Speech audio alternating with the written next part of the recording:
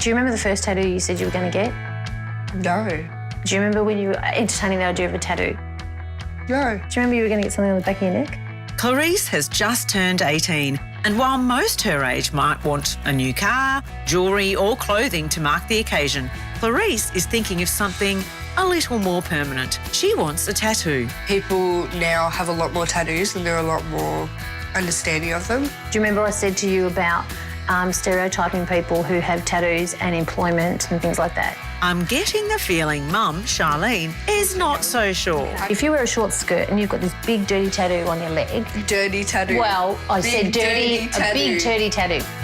Did you know that 1 in 5 Australians now have tattoos?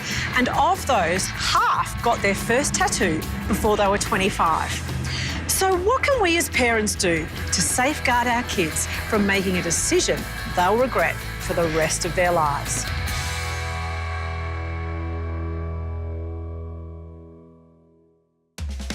The fear that her daughter may regret her decision is just one reason Charlene is opposed to Clarice getting ink.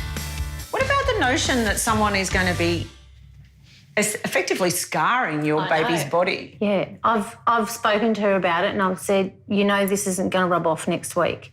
So be very careful about what you have tattooed and where you're going to have it tattooed. Has it caused any tension between you? A little bit of tension. My mum's very... just leave yourself as you are, don't add anything on, whereas I'm like, no, I want to go get piercings and tattoos, and she's very opposite. I just think that she'll get judged. It's true.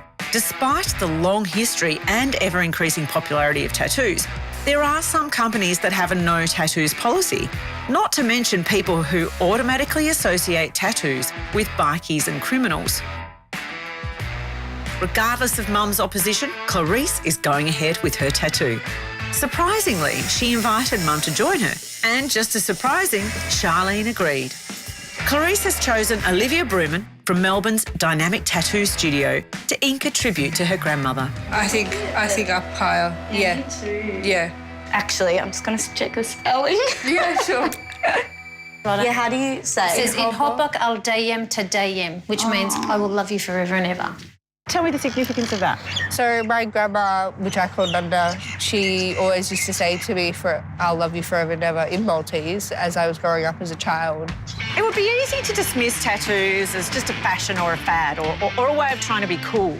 But I believe that tattoos are a way of honouring the people, the events, the places that have made you who you are. Really, tattoos are one of the most permanent and profound ways of expressing your identity. And if you don't believe me, just ask someone to explain the reason for their tattoo. This is the latest tattoo, and for me it really represented maybe stepping outside of what my parents think that I should be doing and just doing something that is for me. I got a Sunshine because my mom called me Sunshine, and I got my surname inside of it. And did your mum love that you got a Sunshine? No, she hated it. My father didn't talk to me for a year. A year? Yes. The really special part about this tattoo is that my father, he actually passed away in February, and I got the tattoo a week before he died. Oh, so, yeah. This is so beautiful. Oh, thank you. Clarice is like most people in this situation.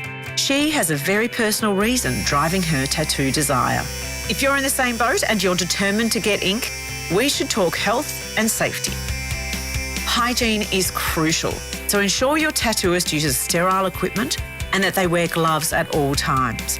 Also, check the studio is approved by your local council. Never get a tattoo if you're not absolutely sure you want one.